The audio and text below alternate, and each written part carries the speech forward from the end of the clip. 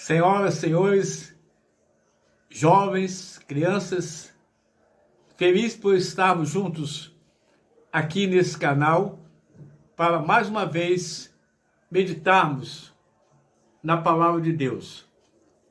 O tema de nossa reflexão hoje está alicerçado no livro do evangelista Lucas, capítulo 4, verso 8, na versão Bíblia de Estudo de Genebra. Leiamos. Mas Jesus lhe respondeu: está escrito, ao Senhor teu Deus adorarás, e só a Ele darás culto. Essa foi a resposta que Jesus deu ao diabo no monte da tentação, na segunda investida de Satanás. Pensei em começar por algo que nos orientasse na formação de um conceito correto de Deus, porque disto vai depender a natureza e as expressões do culto que lhe prestamos. Deus é sempre o mesmo. A Bíblia diz: toda boa dádiva e todo dom perfeito são lá do alto, descendo do Pai das luzes, em quem não pode existir variação ou sombra de mudança. Tiago 1,17. Aquele que criou o universo, que se revelou a Abraão, deu a lei de Moisés, que falou através dos profetas, é o mesmo Deus que veio até nós na pessoa de Jesus Cristo. Não vale muito para o homem o conceito que ele tiver de divindade, se não for aquele que Deus revelou de si mesmo. A revelação de Deus foi progressiva. Por isso encontramos diferentes formas de culto a Deus. Enquanto Deus se revelava aos homens por agentes humanos, podíamos esperar algo maior e melhor. Em Jesus, o próprio Deus falou da linguagem que os homens entenderiam. Foi o clímax da revelação.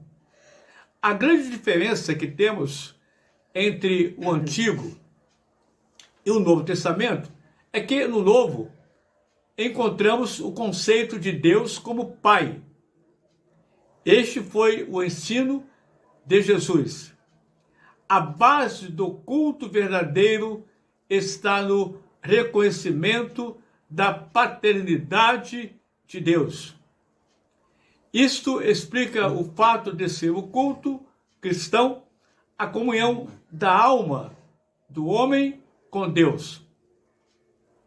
É, no entanto, a primeira coisa que o cristão é tentado a negligenciar é o culto. O culto que prestamos a Deus neste mundo é preparação para o culto perfeito na glória dos salvos na eternidade.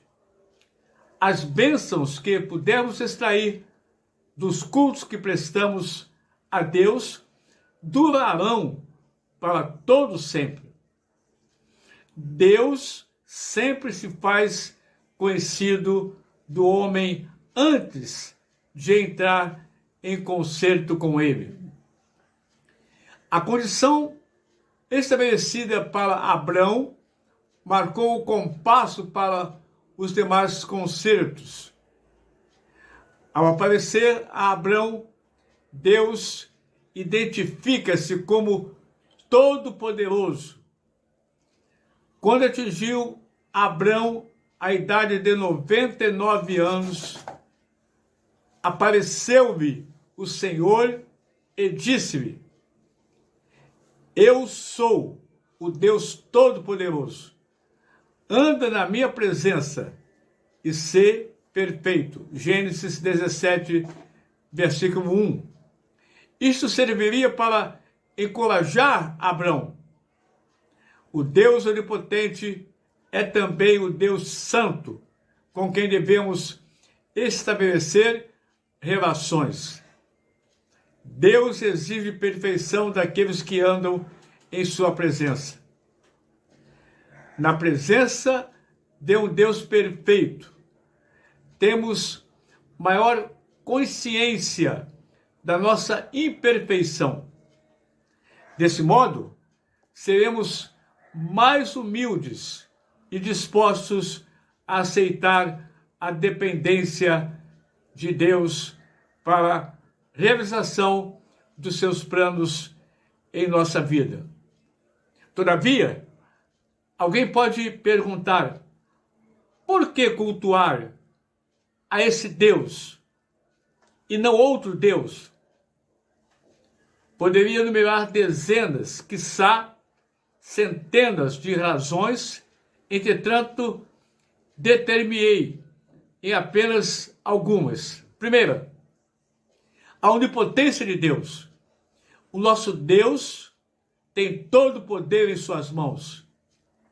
Por sua palavra, os mundos foram criados e giram pelo espaço desde a aurora da criação. Curvamo-nos diante dele, que é a própria onipotência. Número 2, a majestade de Deus. Nosso Deus é o Senhor que demonstrou a sua glória em feitos maviosos na vida do povo de Israel. Na sua vida e na minha vida também. Ele é o mesmo Deus.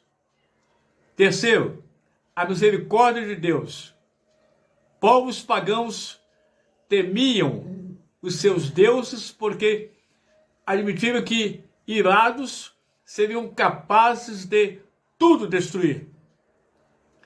O nosso Deus convida o homem a ouvir a sua voz e a seguir a sua orientação, porque disto resultará vida e vida eterna. Número 4, a revelação de Deus.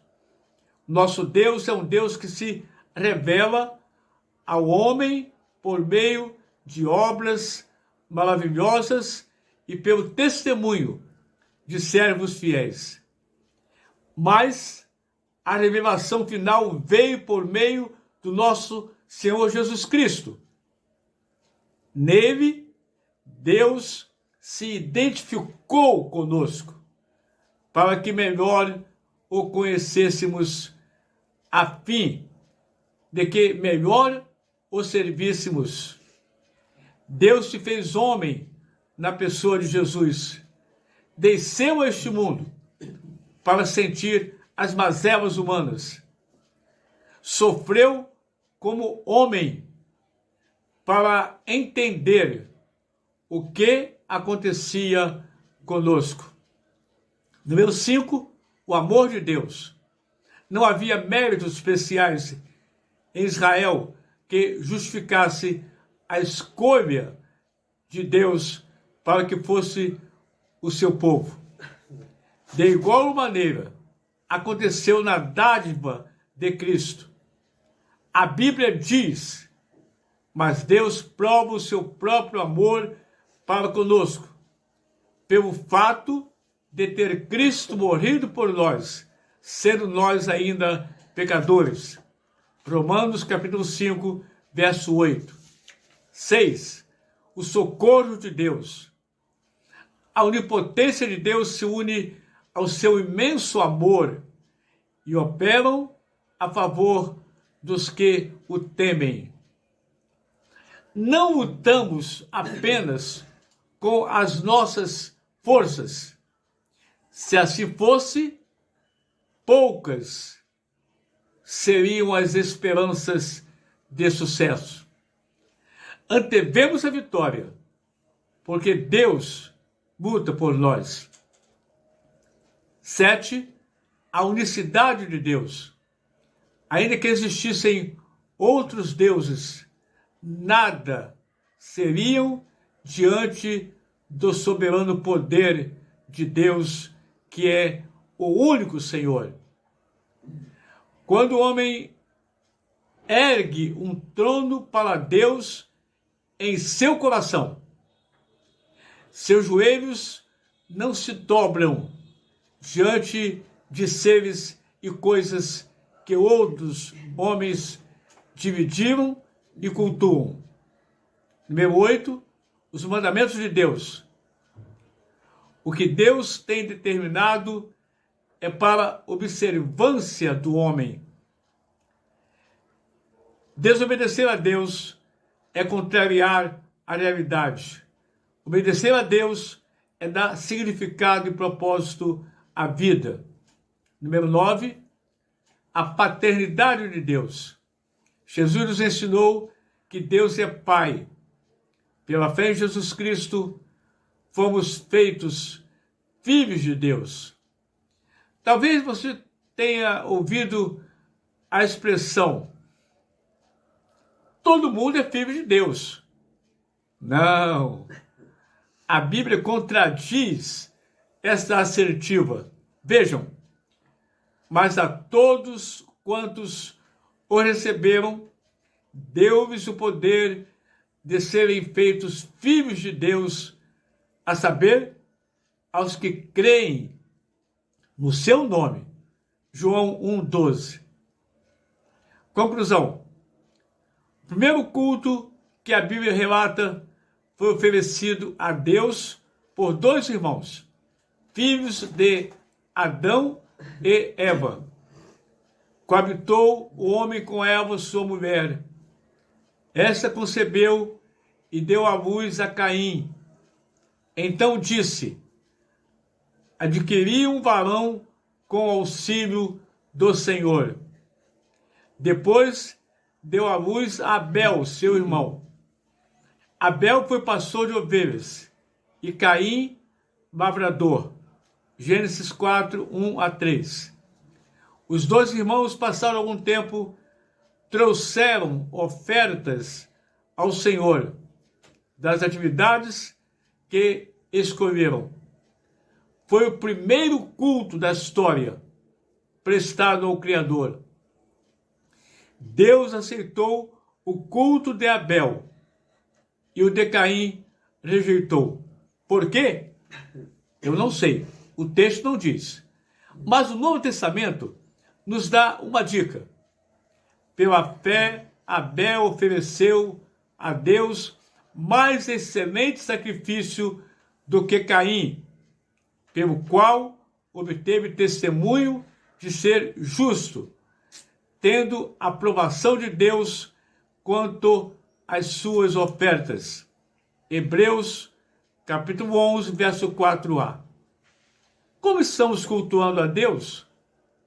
Deus espera que lhe prestemos um culto que parta do mais íntimo do nosso ser. Esse é o culto que lhe agrada. Amém. Oremos. Nosso Deus, nosso Pai, que aprendamos a cultuar ao Senhor, que sejamos servos obedientes, servos fiéis, que cultuemos o Teu nome em espírito e em verdade, porque a Bíblia diz que o Senhor procura a tais adoradores que assim o adorem. Ó Deus querido, que a Tua palavra, exposta nessa hora, sirva de alerta para cada um de nós, em nome de Jesus. Amém.